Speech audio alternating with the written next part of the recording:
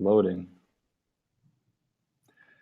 Hello and welcome to another VanHack webinar.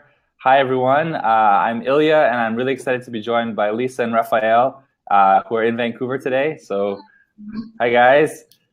Before we get started, as always, let's do a quick sound check. So can you guys hear us? Can you see us? Are we live? Is it working? Yeah, so can you see and hear us, everyone? Just want to make sure that everything is working on the tech side before we get into the content. Sweet, awesome. Thanks, Luis. Thanks, Flavia. Thanks, guys. Hey, there's another Ilya here. That's really cool. Hey, Ilya. You must be staying up really late. I'm guessing you're in either Russia or Ukraine, and it's like 3 in the morning there.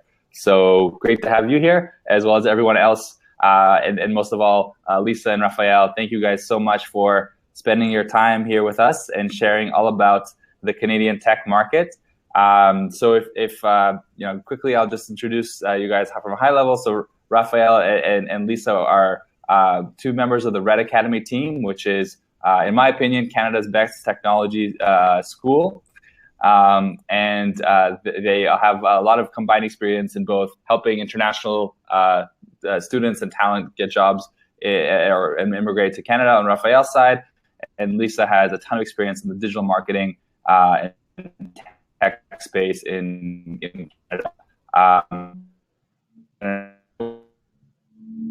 little bit about how Red can help you also in Canada as well. So without further ado, welcome Raphael and Lisa. Maybe you guys can quick out on yourself and most of Red, and then we can jump in to how people can get hired in Canada. Do you want to get started? Yeah. So hi everyone. I'm Lisa. I lead the digital marketing course at Red Academy here in Vancouver. Raph. I'm Raphael, originally from Brazil. I lead the international market expansion here at Red Academy. Yeah, so just like a bit of background about Red, why we exist. So there's a big gap in Canada around technical skills being taught in universities. I don't think it's just in Canada, it's around the world. So really the reason Red exists is to fill that skills gap. So it's a technology school that focuses on digital marketing, UX and UI design, as well as web development and app development. And so we're teaching these skills because this is what the market needs, and there's a huge gap here in Canada. So that's really why Red exists, is to fill that gap and to get people into jobs as soon as we can. Very cool, very cool. Yeah, there's this gap. I think the number is 180,000 by 2019 or something like this, open tech jobs. Yeah, I heard yesterday that the United States is going to have 900,000 open tech jobs in the next 10 years. So yeah, you're right. It's a problem that exists globally. And definitely is something that we're all excited about solving and helping all the great talent that's on the webinar with us move to Canada and to get started there. So quickly before we get into the content, let's maybe talk about how Red can help specifically. You guys are launching something really exciting with a new course in September. Let's quickly touch on that and get back. We'll come back to it at the end, but I think everyone should know what's going on with that.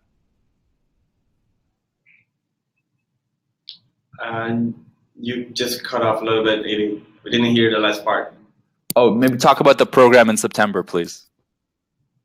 Oh, okay. So in September, it's more like October actually, but we're going to be launching work study programs that are the main idea is to give an opportunity for international students to join the Red Academy's programs and being able to come to school during the evening. So students will have during the day free to look for jobs and use their 20 hours per week to work while they're studying. And we added a work experience component to it, which is going to be the co-op portion. So the programs will be 24 weeks long for the academic portion and another 24 weeks long for the co-op portion. Very cool, very cool. So it seems like just for everyone, this whole working while you're studying is really unique in the market. So that's great. Cool. So let's go into the content. So if someone wants to move to Canada and maybe they have a little bit of experience in tech, what are a couple things that they can do to really market themselves, maybe before they even arrive? What would you guys suggest? Yeah. So for us here, like specifically in Vancouver, and I would say Canada-wide as well, we really encourage people to utilize LinkedIn. That's a big platform or a social platform that employers are looking at. So, when you're looking to get hired in this kind of tech field, it's probably the first thing that they're going to look at is your LinkedIn profile and kind of your portfolio, your experience, and anything you can showcase, really. So whether, it's any design projects you've worked on or any campaigns you've run, or, if you're working in dev, anything that you can show around that, like LinkedIn's a great place to go and to showcase that as well. In addition to that, we're seeing a lot of people being able to stand out with personal branded websites. Doesn't necessarily have to be a full built out website, but it could even be a landing page to really showcase who you are, get people to know, like, big thing here, especially in the tech field, is do you have the skills and are you a fit for the business? So being able to kind of bridge that and showcase not just your skills, but also that, you've got the right fit for a business, whether it be through your LinkedIn profile, other social profiles, or a personal branded website. Those are some great ways to get started. Yeah, so LinkedIn, personal website are two really important things. I think many people overlook them, especially the personal website. I think that's something that might take a little bit more effort, and people don't really know where to start. So yeah, I agree. And if you guys haven't seen the courses that we have on VanHack about creating your personal website and resume and LinkedIn, check those out. We have a lot of content on YouTube, and I'm sure there's a lot of other content on YouTube you can check out or just online. So definitely start with that. And what about if you're, how could you approach a company and maybe show value to them, especially if you're not, if you don't have any Canadian experience? Have you seen something that kind of works to show, okay, maybe you're, looking for a job again without arriving, or maybe you've just arrived in Canada? What can you do to kind of set yourself apart, especially if you're coming from abroad? Yeah, I think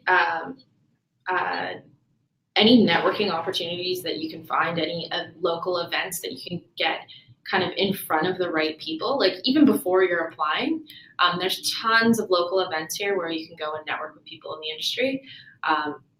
There are people who are always hiring here. Like, there's such a need that, people are going to these events and looking to meet potential talent, whether it be local or foreign. I'd say in addition to that, going into any kind of job interview, we really prep our students to kind of go in with something. So if, for example, if you were going into a digital marketing interview, to be able to go to a company and say, here's something that I've built for you, right? Like going in with like maybe a bit of a plan or an audit or something that you can showcase that you're not just any other applicant, but that you've put in the time to say, like, I'm really interested in your business. I have the skills to be able to analyze what you've done and what I'm seeing that's working. And if I were to come into this role, maybe these are the first couple of things that I would focus on. So you're adding that additional value from the start. Awesome. I completely agree again. Networking, we have, one of our values of VanHack is network to get work. So going to those events, I actually got my first, I think, three jobs in Vancouver through networking events when I came back home. So yeah, I think that's really cool. And I think events like this is virtual networking for people. So that's really cool. And maybe expand, like, what are maybe some examples you've seen of people before they've or like coming into the job interview prepared with something interesting? Like, have they created a PowerPoint presentation, or what specifically would that look like? I've seen some really creative things. Like, I've seen people just pop up like a landing page for a business and just show like, this is like a campaign I'd run, and this is where I'd run all your traffic to, or to build like a little like microsite, or to come in with like a pitch of a new advertising campaign that they could run. I've also seen students go in and do like, so we teach things like in my course, the digital marketing course, like around search engine optimization. And a lot of that stuff you can audit without having, like, you don't need access to a lot of stuff. You can go and look at a website and be able to see like what the competition's doing, how they're currently ranking in Google, things like that. So to go in and say, this is where you're at, and these are the areas that I think you could improve, that's been really successful for some of our students going into interviews. Cool. So actually seeing like, these are the keywords that you could be ranking for, but you're not. So you should write articles and create content around those. That's awesome. That's very specific. Yeah, or like going in with like a competitor analysis and saying like, but being very specific, like, so say if you're going into a paid advertising role, saying, here are samples of what your competition's advertising right now, right? And being able to kind of say like, you're either not doing it and you should do it, or this is how you could do it better. Cool. Very cool. I see a question here that a couple of people have asked. I think it might be relevant because this is for like, those are great marketing tactics, but a couple, Dennis and Ilya have a question about showing portfolio. If you're mostly a backend dev, is it a good idea to put it on GitHub, like put your code on GitHub? Is that something you guys would recommend for software engineers that can't necessarily make an SEO campaign or something like that? I mean, I'm no dev expert, but the way that all of our dev students showcase their work is mostly through GitHub. So yeah, for sure. Definitely. Yeah, I concur. And yeah, if you're a software engineer, you're not using GitHub, you're doing something wrong. So definitely, just even if you're not committing or like directly there, I would have some of your code on GitHub. Exactly, and Leandro, it is key for programmers. And yeah, it's very important. So yeah, I was just going to say, like, when we were talking about LinkedIn earlier, like, you can link your GitHub into there on your personal site or your landing page. Like, make sure that you're showcasing your work. Yeah, exactly. Show your skills. So yeah, have maybe kind of the way I would say is like, have your personal website kind of have everything, and then links to all the different profiles, and then kind of have maybe your GitHub be the technical stuff you have, and then LinkedIn similar to your personal website, but maybe like, yeah, not, you can't really have your blog there. Actually, that's a point maybe we can talk about is blogging. That's something that I think might be like an extra cherry on the cake. How you can really look for a job. Have you seen that to be effective at all? Or people kind of maybe talking about how they're looking for a job, or maybe like talking about writing a blog post about the specific subject matters that they're interested in, such as design, development, digital marketing, SEO, etc. Has that been something you've come across at all? Yeah, and so in the course specifically here, that's actually the first thing that we get our students to do, our digital marketing students to do, is they'll build a personal branded website, and part of it is a blog. And the reason we get them to do that is so that they can start to write about topics around their skills and start ranking for those particular keywords, so that they can get found by people who don't even know who they are. But I also think like just blogging in general is a great way to be able to get found in any field, not just specific to digital marketing, whether it's dev or design. That really shows that you know your stuff, that you know, like, you're a subject matter expert, or that you have experience in certain areas, that you can talk about it, and that the content's engaging. For an employer to be able to see that, it is super valuable. I'm just trying to find a blog for one of the VanHackers that I really liked. That's definitely something that I agree with. If they, for example, like if you're really into artificial intelligence, you have an artificial intelligence blog that proves, and you kind of talk about specific concepts, right? Like you get really deep into the details. I think that'll make someone want to interview you rather than just saying I like artificial intelligence or whatever that might be. Yeah, it's another thing to add to your portfolio, right? Well, yeah, if it helps to add to that, like actually blogging was one of the things that helped me get to where I am in Canada right now. I started blogging about education in Canada, and this is like it just helped me out building all my career here in Canada. Cool. So you just post like how to do X, apply to a college, or how to get your West exam, or something like content that helps people, and then that kind of builds that's how it worked. Yeah, and you also talk about subjects that you like, and you give your perspective about it, and you invite people for discussions and things like that. It also works, and you show your experience, you show things that you've done, and you talk about how difficult things were and how you overcome these difficulties and all that. So it's interesting for people like seeing that it's normal to have problems and issues, but seeing that there is a way that they can find how to overcome them, it's great as well. Yeah, definitely. And we try to do the same thing with the VanHack blog is kind of give people that motivation. And yeah, fantastic. I agree. And maybe this kind of transition to another question, which is language. Because some people maybe not fluent in English, and writing a blog might be very scary. How do you guys see like maybe things like an accent or not perfect English? How do people overcome those challenges when looking for a job? Well, from someone that's got some accent, English as a second language, in Canada, at least, we have a lot of people that don't speak English as a first language, as a native language.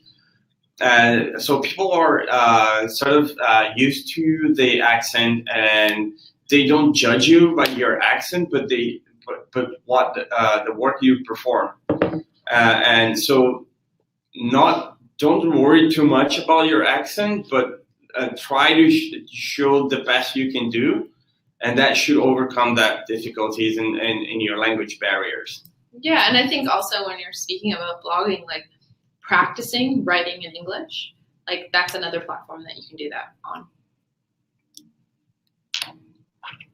Yeah. If you look at it as just like free English lessons.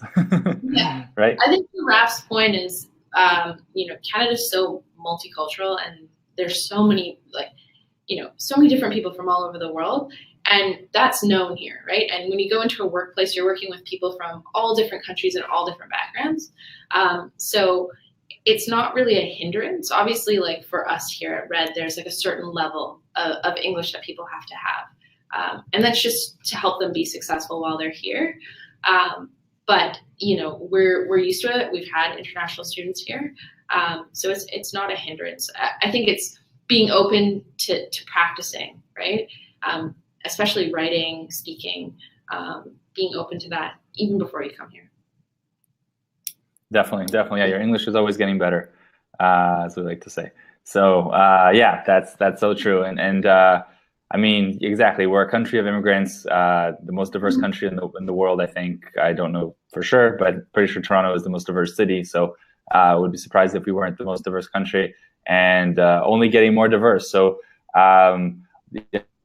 there's definitely a big push for immigration to come to Canada. Maybe you can talk about how Red can help make that transition. So let's say someone, for example, a career changer, so someone who might be working, we had a question about like one type of degree maybe not being valid in Canada.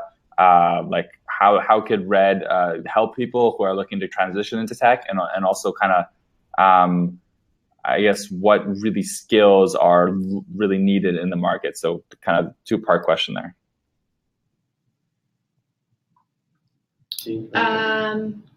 I mean, the way that a lot of international students who we work with, obviously they come here and they don't have a lot of Canadian experience. So the great thing about our course, or the courses that we run here is that you're getting practical experience while you're with us. So you're working with real businesses. It depends which course you take, but in like, say, for example, a full-time course, you're working with most likely three businesses while you're with us in a 3-month period. So you're building out a portfolio of Canadian companies that you've worked with that you can then go to the market and say, hey, I've worked with these 3 or 4 companies. This is the work that I've done. You can get recommendations and referrals from them. So it's kind of opens up the opportunity to be able to have that experience. And then obviously now there's the additional work study component. Yeah. So that will also leverage their way to the market. And one more thing that we do here is that we bring companies to the RAD Academy and introduce students to them. We have the student showcase. We have many opportunities for students to meet potential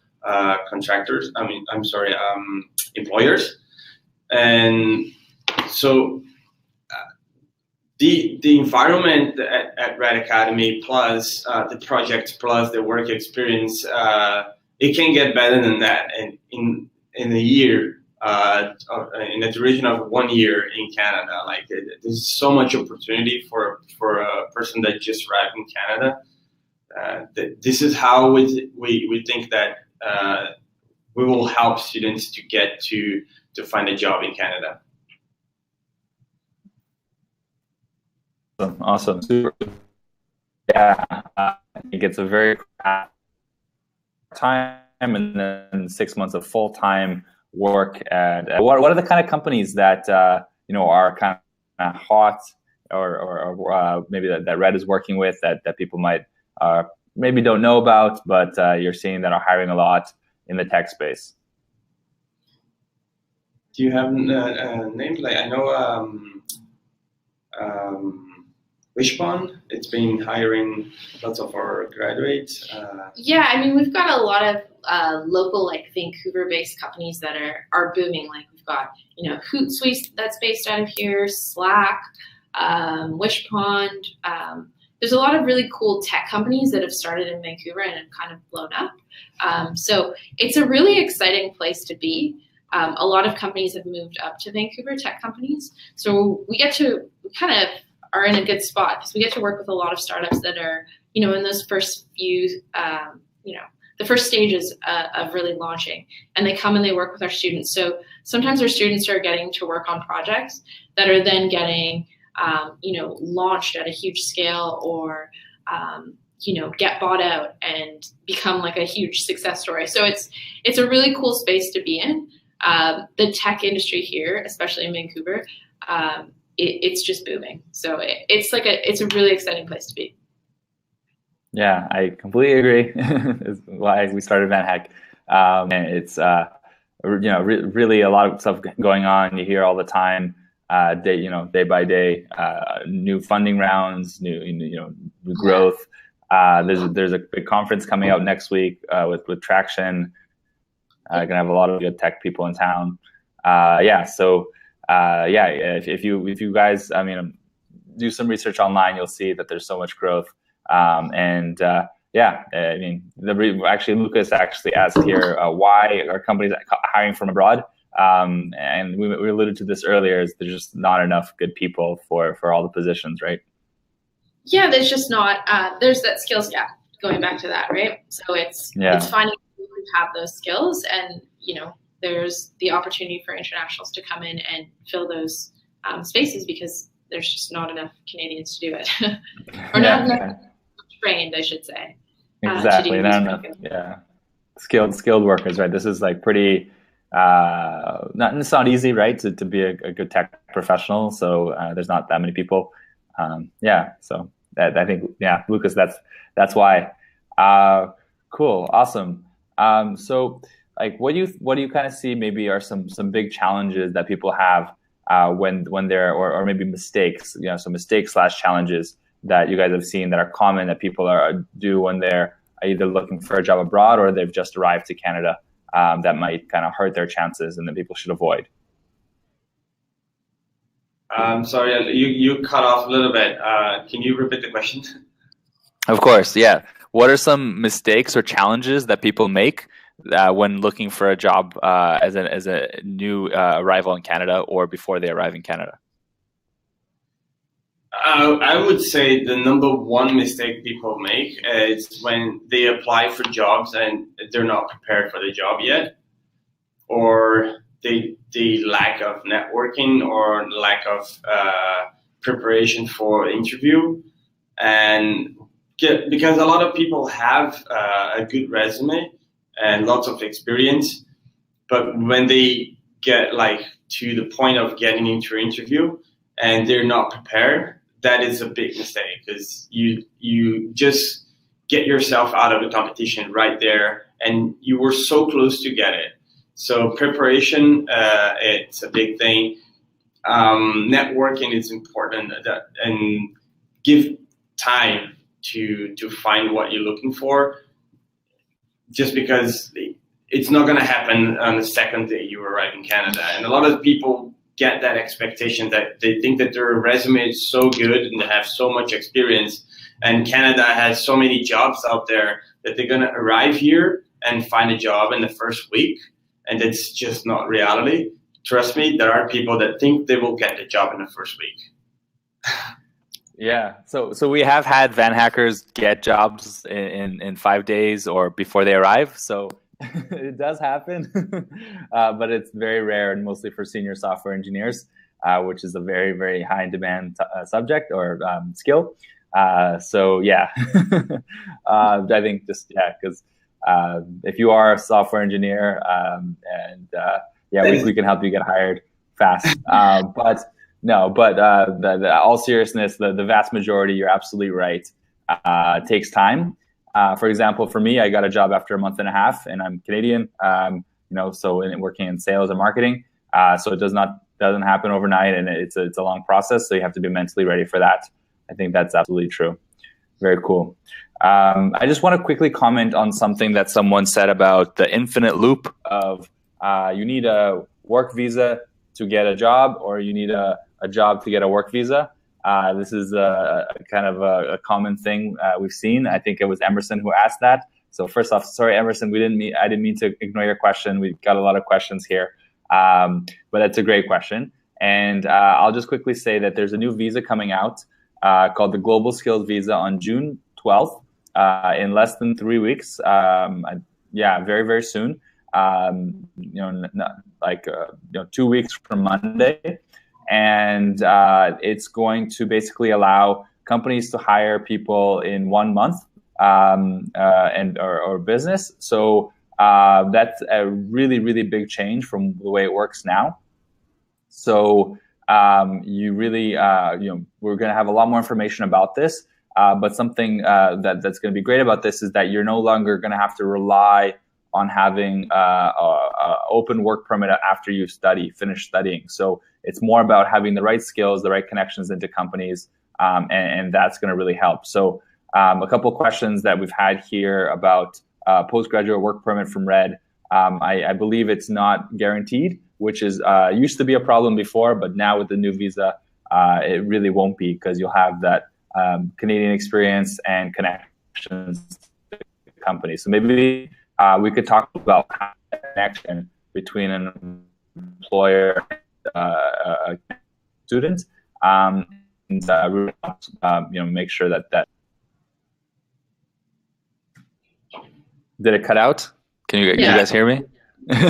Okay, talk about the connection that you guys help to make sure that candidates have that co-op experience and really connect the two sides so that RED graduates get hired.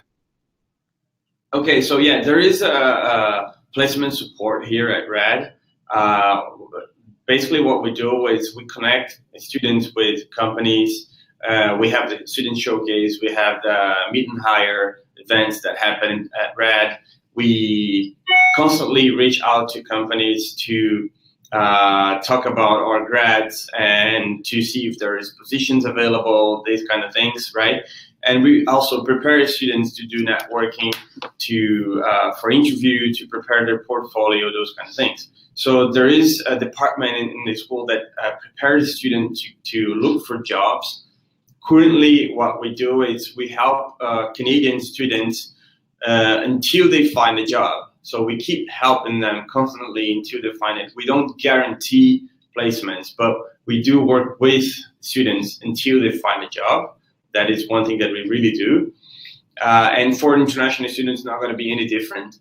The only thing that I think it's going to be a plus for international students is that the position that they're going to be looking at when they start the co-op portion is not a permanent position, which requires a lot less requirements, let's say, from the employer in this job position. So they're coming with the same training that our Canadian students have had, but they're going to a starting position, let's say, right? So I think it's going to be fairly easy to get the co-op placement. And again, going back to the visa that Ilya mentioned, the global talent stream, if you're already working for a company, you're doing a good job, and it only takes two weeks to process a visa for you to stay permanently in that job. I don't see why a company wouldn't do it. Yeah, exactly. You're already there. Why would they want to lose you? So yeah, that makes a lot of sense. Yeah, very cool. The hiring process in Canada is very costly. So if a company can avoid to enter this process again and having someone that is already working for them and it's just needed to wait for 2 weeks to get a visa, yeah, it's no-brainer. Right? The company will be saving like what, 20 grand maybe? It's a hiring process. If you consider like the time it consumes, how many people are involved in the process, their payments, everything. So it's a bunch of money. Yeah, and I think also, just to reiterate that point of working with actual businesses while you're in the program. So you have that portfolio, and then you also have those businesses as your reference and all of the instructors who work here. So all of the instructors who work at the school are professionals from the industry. So you have those references as well, which can really support you as an international. Awesome. Yeah, I think that's one of the big differences of RED and other schools is that industry experience that a lot of the faculty have. So that's fantastic. A couple question that we got a couple of times here I want to address is age. What about age? Is that something that is considered? How does that affect the hiring process? And maybe if you have some examples where maybe some older professionals were able to get reskilled using RED, that might be interesting. Yeah, I mean, we have a variety of people of all different ages who come to school here. It's not really about the age, it's about like the skills, right? So if you're looking for a job that needs these particular skills and you gain them here and you produce really good quality work and you have really good references, there's no reason you shouldn't be able to get a job. So yeah, I mean, we range anywhere from, students who are maybe our youngest, early 20s, who go all the way up to, people in their 50s. There's a wide range, which is really cool because it brings in a lot of people with different backgrounds, different skill sets, and it makes the class a lot more interesting when you have people from all different backgrounds. So yeah, age just doesn't really come into consideration. Cool. Yeah. Ronaldo asked, is there an age limit? Yeah. So I'm assuming that the answer is no. So definitely not. Yeah. I mean, in terms of studying at RED, I wouldn't say there is a limit. What the students need to consider is that their profile when applying for visas. That is a different thing that it's not on us, and we're not the right person to answer those kind of questions.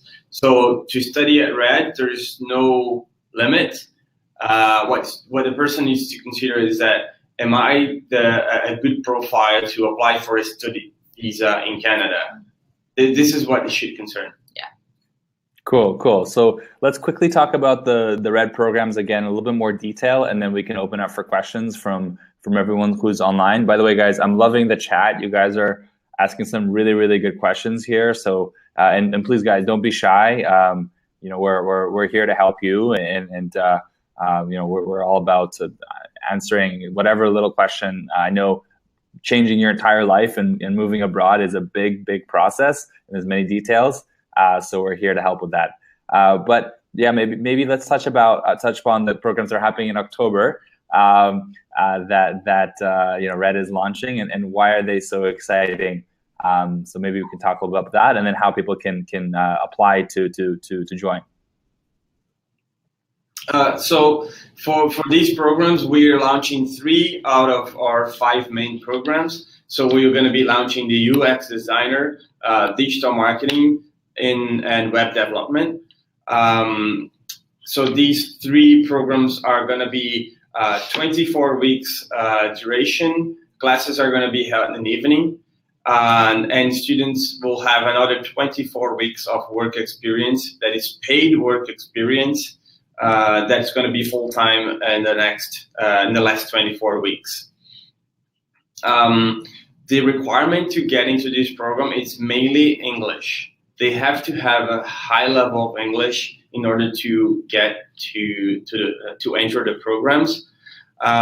For those that don't have enough English yet, we are establishing partnerships with ESL schools in town. So I was just at ILAC today, and looks like we are going to close the deal with them. We already signed a contract with ILSC. We already signed contracts with DGC and Eurocenters. So we are working with, to work with the best schools in Vancouver to get students with a high level of English. And when they reach a certain level, depending on the contract we have with the school, we will waive the English requirement. On top of that, the only admissions requirement that we also have is an interview. That is, all students will pass through an interview, and that's going to be in the early stage of the process. So they will, let's say, someone is interested in studying now, they will send a registration form. We will schedule interview, and during this interview, what we try to do is to know who that person is and what their goals are, what they look for in the future in their career in Canada, and what they expect from Red Academy. So we're just trying to match profiles here, like student and school, and after that, we will consider the English requirement. So if after the interview your English is not quite there yet, you could register for one of these schools that I mentioned and level up your English, and then apply for a visa with the conditional letter from Red Academy.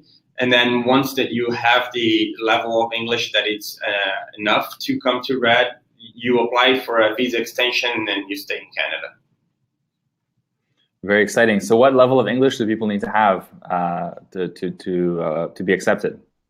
The language that people are more used to is IELTS, academic, that's 6.5, and TOEFL is 84. Cool. So if you have above that, you already taken the test, then you're definitely eligible to join Red. If you haven't, then schedule your exam soon. Yeah. Cool. So how does the program work again? Mm-hmm. Have you know the Duolingo test? No, I haven't heard of it. Maybe you can tell everyone. Okay, so the Duolingo test, Duolingo is that application that you can practice your English. So they do have an official test, and we have a link, specific link with them that we send to students, and then they can take the test. It costs only $50 American, and you can schedule to do it tomorrow. You do it at home on your computer, and it takes around 1 hour to complete the test. So if you do not have IELTS or TOEFL yet, Duolingo is also a really good option to consider. Wow, I had heard they're moving into the test space, but this is incredible. That's like because my wife did IELTS, and it was such a pain. You have to go to the place, and you have to pay a bunch of money and wait. So incredible. Send us that link. I'll send that out to everybody, because that's really cool. You can take the IELTS. Is it official, like, for immigration and everything like this as well? No, I don't think it's official for immigration. So basically what we do is usually we have the interview before we send the link, just because we want to make sure we know the person before we start asking for English requirement. If you, I can send you the link like for Duolingo in general, so people can get familiarized with the test. They can even take the test at Duolingo just for their own sake of knowing what level they are. And once that we interview them, we will send a Red Academy Duolingo link, and then they can take the test, and then the results will come directly to us.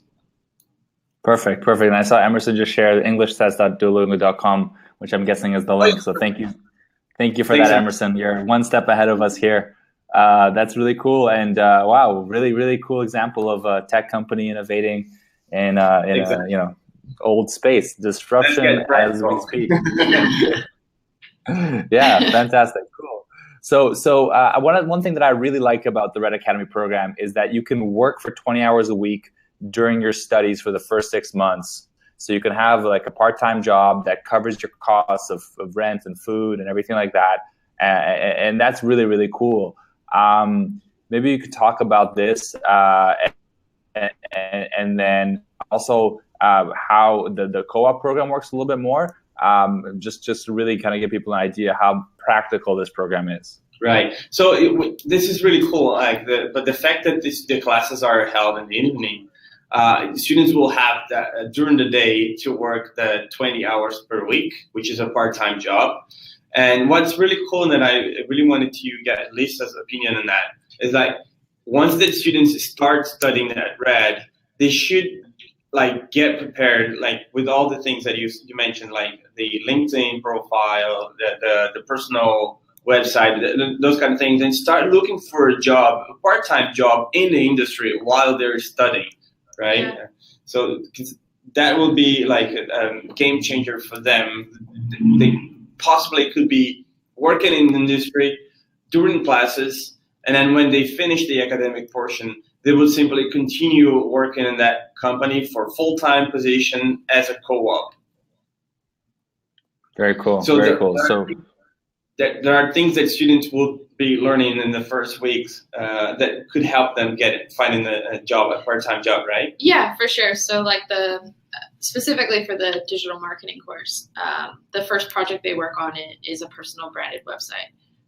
And so they can use that right away. They can use that if they're leaving the course and looking to gain employment. And that just really allows them to showcase who they are, their skills. It's another place to host their resume and their portfolios. And then if they wanted to host a blog and showcase some of their writing skills and expertise in certain areas. Very cool. Yeah, so it helps them to find jobs even currently while they're studying, right? Wow, that's awesome. I mean, usually when people are studying at a college, they're working at a Starbucks or in a restaurant or something like this, not something related to their professional aspirations. So the fact that you guys prepare them right away to start working in the field is really cool. It's super different, I think. Yeah, that's awesome. I just shared a link to the 7 top tech skills that are in demand. So Adam, I hope that answers your question. Yeah, so there's a lot of skills that there's a lot of different skills, more than just 7 that are in demand. But maybe we can talk a little bit about that. So what are kind of like the not just in one area, but kind of like the top kind of hot skills that you guys are seeing in the market for digital marketing, maybe for design and for programming. And if you want, I can touch on the programming if that's not. Yeah, maybe you're better for that. I mean, for digital marketing specifically, like the key things that we see people hiring for are SEO and SEM roles. So, being able to. Yeah, I realized that I didn't do this before. I should have done this earlier. Now you can see us. No, yeah. Yeah, so sorry guys. That's okay. So yeah, SEO and SEM are 2 common things that we see in the digital marketing space. So in terms of SEM, that would be like paid advertising. So being able to work with, products like Google AdWords, learning display advertising, all the social media platforms advertising. So like Facebook advertising, Instagram advertising, all of that kind of stuff that's becoming really popular. Also, learning other Google products like Google Analytics, that's really important for businesses as well. On top of, content marketing and social media, these are all really, really hot topics here that companies are looking for. Awesome. And I personally am a big fan of the Facebook advertising. So yeah, if anyone has experience with that or is interested in getting some experience with that, I think that you'll go a long way if you have experience with and focuses in this niche. We use it a lot in VanHack, and it helps us a lot. So yeah, very cool. So I'll quickly maybe touch on design and programming because people have asked about this. There's tons of, it's just basically going to say that there's a ton of jobs for designers, like UX design, mobile design, etc. If you can work with Sketch, Photoshop, those kind of skills. And then also for programming, JavaScript frameworks, Angular 2, Node, React is really hot. Redux, really a lot of jobs there. Big data, so like using Scala, Spark, Kafka, those kind of tools, Hadoop, really hot as well. Anything with like Python is really strong. Yes, Michael. Cybersecurity, definitely. Infrastructure, there's tons of infrastructure jobs. Guys, basically, if you're anything related with tech, there's a job for you if you have the right skills, like, really if you're good at your job and you have good English. So that's definitely one of the things that Red Academy can help. And if you're not, maybe you work with engineering, like, how can I say, like civil engineering or mechanical engineering, or maybe you work in another field and you want to change your career and get those right tech skills. That's exactly what Red Academy can help with. So quickly before I forget, how can people get in touch and maybe learn more as well as apply? So I put the website for Red Academy here, but maybe I can get the exact link to it as well. Yeah. Let me get that. We can put that in the chat. And then also, Raphael, I think maybe your Skype handle, I'll get that. It's just, I don't have it here. Okay, so this is the Red Academy, the right link for international. Cool. I'll broadcast that everywhere. So yeah, guys, if you want to join that, yes, Luis, DevOps is really strong as well. I should have mentioned. There's too many skills to mention them all and have them on top of my head. But yeah, DevOps is super in demand. So especially Docker, I've been seeing it, Puppet, Chef, those kind of skills are really in demand. Nice, Emerson, really cool. We have a React job. Emerson, email me your resume. We have a React job in Waterloo for you. So yeah, Emerson, just like there's a really cool company from oops, I think I said that. Emerson, my email is ilya@vanhack.com. So yeah, just email me right now with your resume. We'll check it out and we'll send it to the company. Cool. So someone here, Epifanio, I'm definitely saying your name wrong, I'm really sorry, says, I need to complete the 48 weeks, do great, and then I'll get hired. So I guess, there's no guarantee on getting hired, but like basically that's the goal, right, guys? Yeah. That's the main goal, right? It's why are you coming to Canada? Why are you studying at Red? Because you want to find a job as quickly as possible. And for that, I think it can be a faster road if you don't have any Canadian experience, like joining Red, doing the projects during the academics plus the work experience. I don't see you managing to get as much work experience in the first year as if you do it this way. Awesome. Yeah, definitely.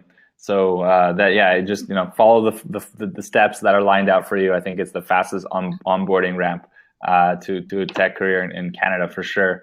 What about the wife? I've seen a couple spouse questions here. for the visa, will the spouse get an open work permit if one is studying and the other one can work? Is that how it is with Red? Well, this is the rule in Canada, right? So if you're an international student studying a full-time program that is longer than 6 months, your spouse is allowed to apply for a work permit. So the only reason I would say you're not going to get it, it's because your profile, immigration had a problem with your profile, not because of school. Nice. Yeah, of course. There's no guarantees. We can't control what the federal government's going to do. But yes, you are eligible for an open work permit for the spouse. So yeah, and that's usually when that happens. Then yeah, they grant it. But we can't say it's guaranteed. And then yes, it is a full-time program, right? Yes, it's a full-time program. Yeah, perfect. Fantastic. That's really great. Cool. Let's get some more questions. So guys, yeah, we're going to use this last 10 minutes more or less to answer questions from everyone. So if anyone has any last minute questions about the program, how it works, Canada in general, the tech market. Louise asked a very important question, which is prices. So how much is the full-time program, and how does that work? Okay, so the work-study programs are priced at $12,500, and for the first intake, that it's going to be October, we will give a $3,000 discount, so it's going to be $9,500. Cool, and is that paid all up front, or it's split, or how does that work? So students will pay a deposit once that they're accepted into the program. The deposit is $1,650. And after that, they will have to pay 50% of the balance 30 days before they start classes. And then the outstanding, the rest of the 50%, it's going to be on the first week of classes. Cool. Awesome. So you're able to, kind of split the payment in two parts in the month, and that kind of helps with everything. But then that way it's all kind of paid for, and then you are able to kind of earn money for your, yourself as you're working and living in Canada. So that sounds great. Cool. And that's for the entire 48 weeks, right? So yeah, 48 weeks. Yes, for the entire price is really, really competitive for Canadian colleges, right? Yeah. I think most Canadian colleges, or some Canadian colleges, are up to $20,000-$30,000. So this is a fraction of that price, and very specific for tech, which is fantastic. Yeah, I think it's important to mention that the value of this program is actually a lot higher than the $12,500. I would say, in terms of what students are learning and the opportunity that they're having to work with the real Canadian companies during the academics, plus the work experience, everything, I would say this is a $30,000 value program that it's just being offered for less than half the price right now. Yeah, definitely. I mean, you're getting connected to the best companies in town, the skills from the industry. You're able to work to kind of pay off and support yourself. If you have a spouse, your spouse can work too. So pretty much you're able to cover your costs right off the bat. And then when you're finished, you have a great school, great connections, and everything. Especially if you're also a member of VanHack, kind of double the help. I don't know if double is the right word, but more help to get a job as well. So very, very cool. And if people want to add you on Skype, ask you any questions, we've shared your information here. So guys, I know Raphael for a while, and he is very, very, very experienced in terms of helping people come into Canada and study. And so I think he'll definitely be able to answer a lot of questions. So I just shared the Skype there. So if you guys want to add him on Skype, ask him any questions that you might have. Here, put it back. So let's keep going with the questions, guys. Why can't I see the courses offers at redacademy.com? Marina, you can. I'm sure you can. Just click international. International, yeah. So just go to the international section. Emerson, can you please share your email Okay, that's not a question.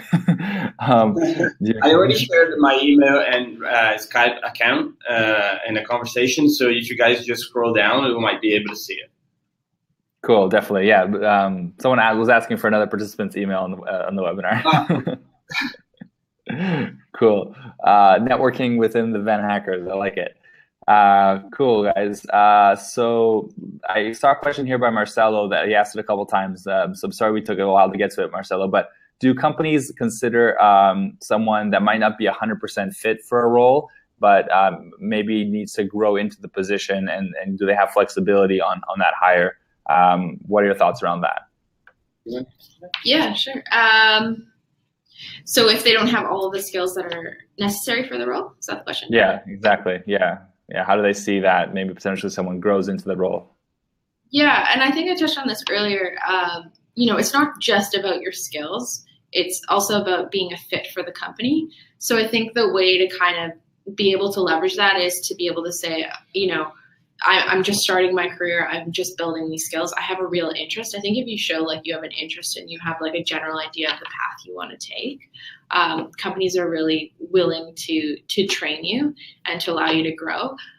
Because like Raph was saying earlier, it's a huge investment for a company to take on a candidate, to go through the recruitment process, to train somebody.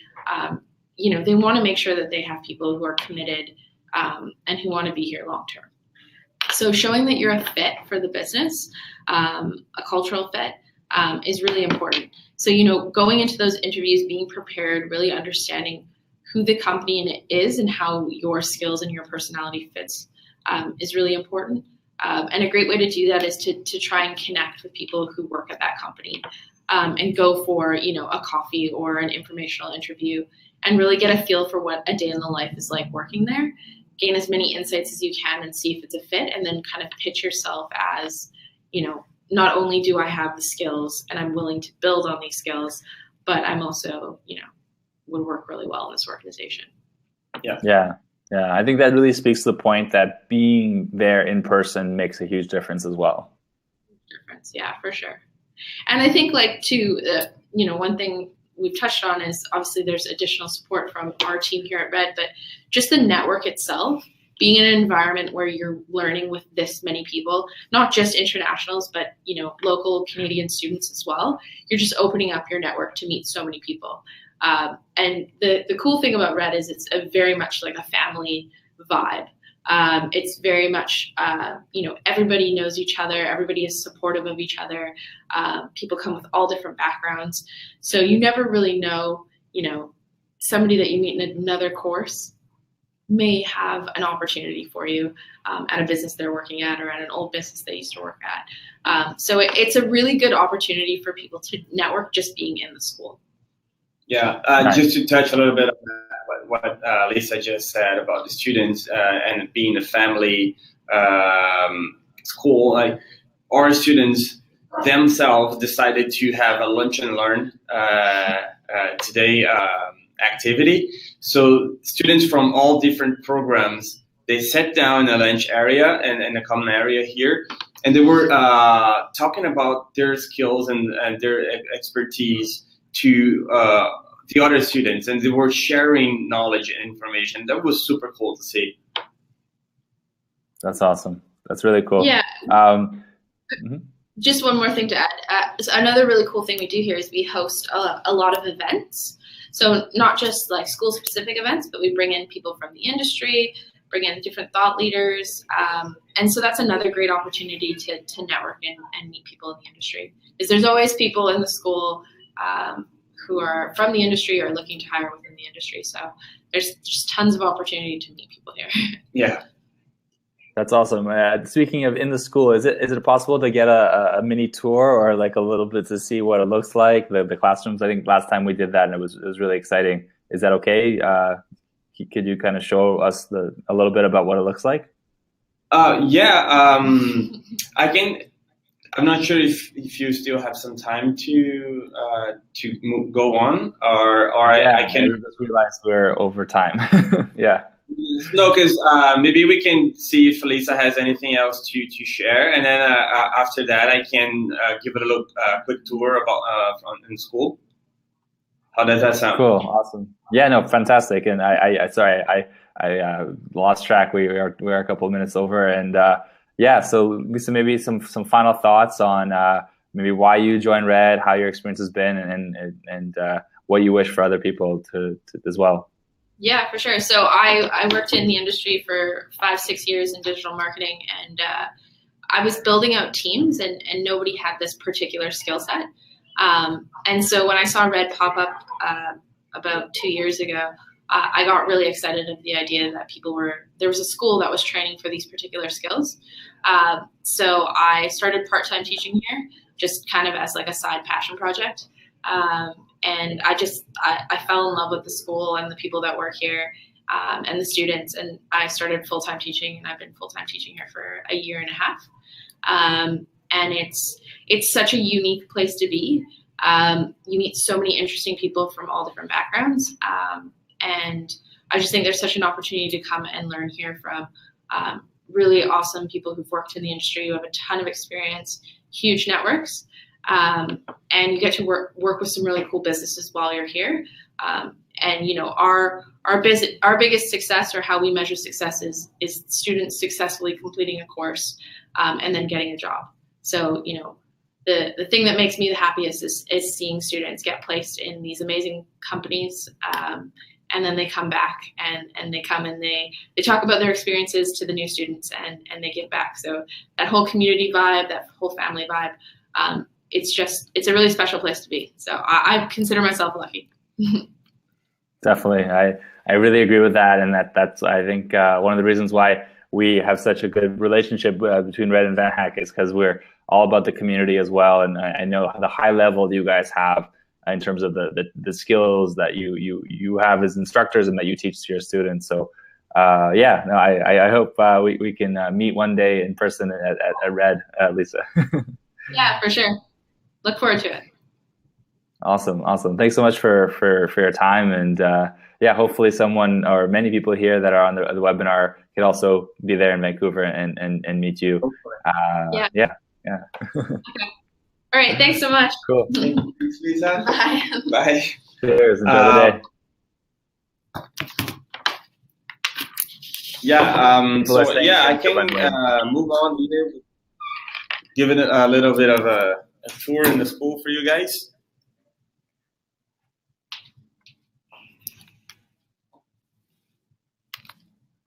I saw that the digital marketing students just left the classroom.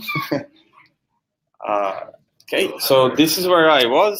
I was in Lisa and I, we were here in this meeting room.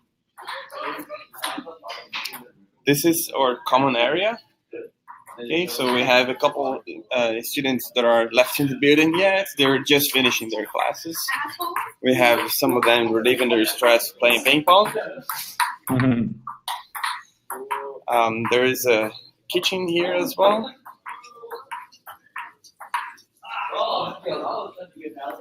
Maybe you guys can see a little bit better from this angle as well. Really cool. Yeah, this is a common area. So mostly students, after their classes, they join in groups here, and then they work on their projects. Let me show you the classrooms now. Okay, this is the teachers, instructors room here. We have Haiti, we have Lisa back there already. This is the DM. Instructors room. This is the application development room. As I said, like students just left, most of them. We have still a last one here, the web dev room. And this is the digital marketing classroom.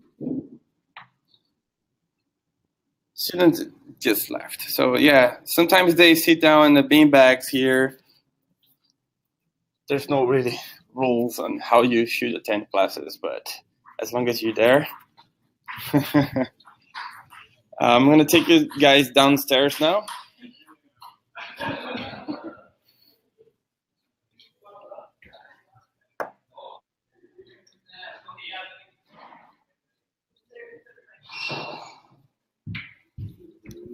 Okay, so this is a reception in the second floor. Nice. Here you can see that we have this shoes off policy. A lot of students, including me, like we're just wearing socks. Okay, so here is the design classroom, and we have some people waving, saying hello. This is a common area. People relax. Sometimes they do their projects here as well. Here is the UX classroom. Hey, Kevin. Yeah. We have another meeting room here. And this is another kitchen.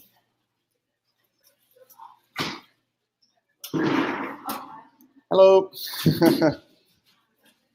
And this is a very important part of the school as well, the beer tap for Social Fridays. Awesome. Yeah. These are the current students. We did this panel. Wow. It's a lot of students. Yeah, we take a photo of all the students on the first day of classes, and then we do that panel on the wall with the photos. Nice. That's very cool. I remember when you guys first started, it was just the red. Now you have the whole thing around it. That's awesome. Sorry, you cut off, Lily? I was just saying that I remember, and when you first started the school, when I first went there, you had just the red in the pictures, and then now you have this whole big border around. There's many more students. It's great. Yeah. Yeah. And then hopefully means that you're go to do that. Yeah, for sure. Awesome. That was a really great tool, Raphael. I think it shows like the vibe. I love the socks policy or the no shoes policy. That's really cool. I've been there personally myself many times in the school, guys, and it's a really nice vibe, really nice community. Cool, Raphael. I know we're a little. Go ahead. Sorry. No, I was just going to say that it's interesting that we have the same environment here as mostly the tech companies will have in town. Which is interesting about that. There are reasons why the company's environment are like this, just because the workload is very high and it's a lot of pressure during work. So the environment helps people to relieve their tension.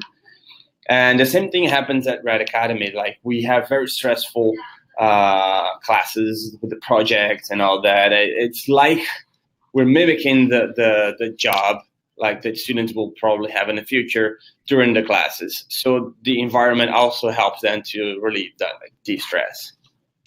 Nice. That's awesome. I think that makes a lot of sense. So you kind of are in that mindset already, the culture, everything, and it's a really easy transition to an actual tech company. Yeah, that's awesome. That's the idea, to make that transition as quickly as possible.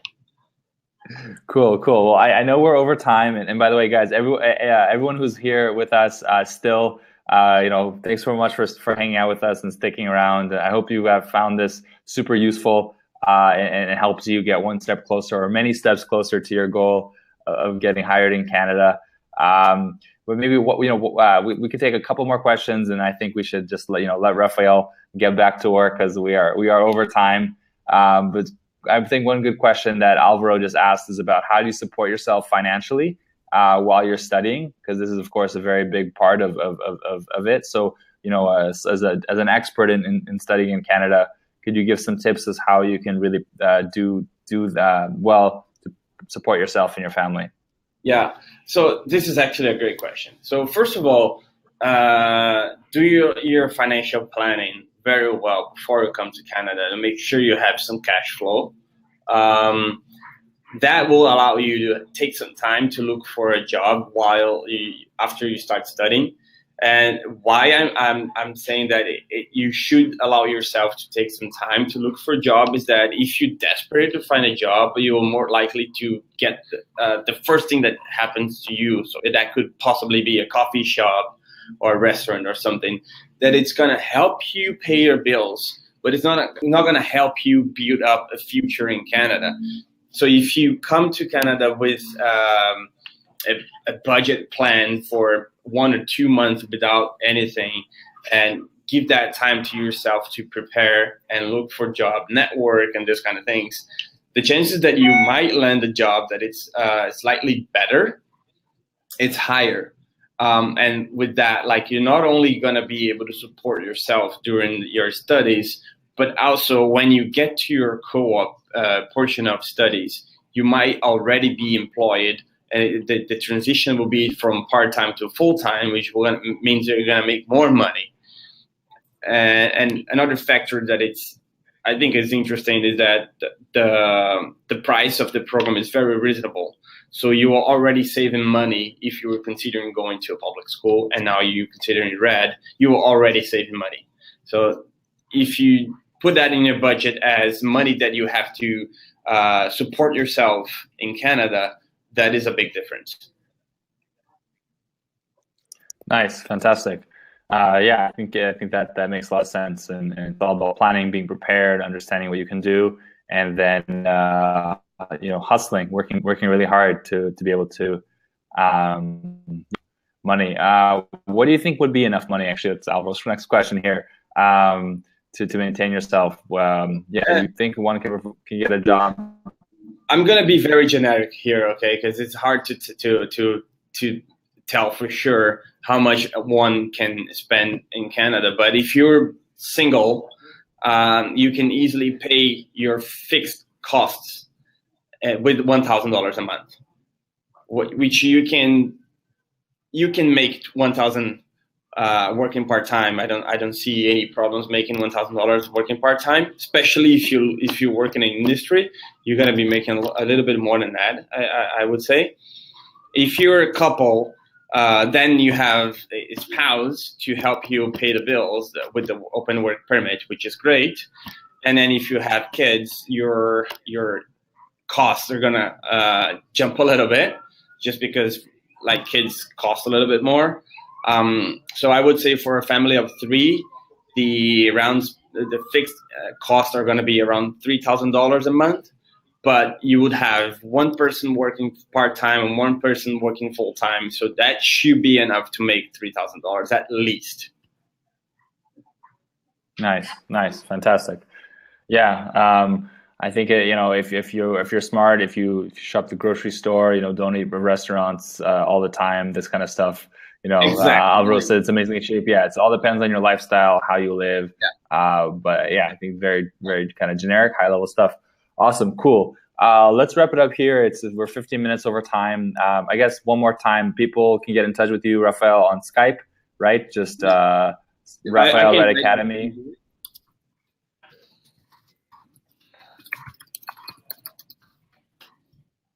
Yeah. So we have it there. So if you guys have any questions, Rafael is always available on Skype. He can answer your question. Yes, you can have a part-time job. Also, Emerson, thanks for sending that resume. I'll check it out. Jefferson, thank you as well. Everyone who was on the webinar, guys, thank you so much for sticking around. Hopefully, like I said, this really helped you. Guys, get in touch with Rafael. Seriously, he has like 10 years experience in the business of helping people come to Canada and study and get hired in Canada, making transition to immigrate. So I can't think of anyone better to talk to about this. And he's open to answering any questions on Skype, on email, and definitely I would say like there's no better place for you to work and study than Red Academy to get a job. And this will be recorded and on YouTube. So if you're watching this on YouTube, thanks for watching as well. So Rafael, thank you so much for spending your time here with us. And thank you, Ilya. Thank you, everybody that was up to now in the webinar. I really appreciate you guys' time and Ilya for the opportunity. And like coming to study at RED will help you a lot. studying at Red and getting Ilya to help you find a job after that, it's just going to be like amazing. This is a gold opportunity for who is planning to come to Canada. So yeah, I think this is it's a great opportunity for all of international students. Definitely. Awesome, guys. We'll see you in the next webinar and see you in Vancouver. Cheers. Yeah. Bye. See you guys. Thank you. Bye-bye.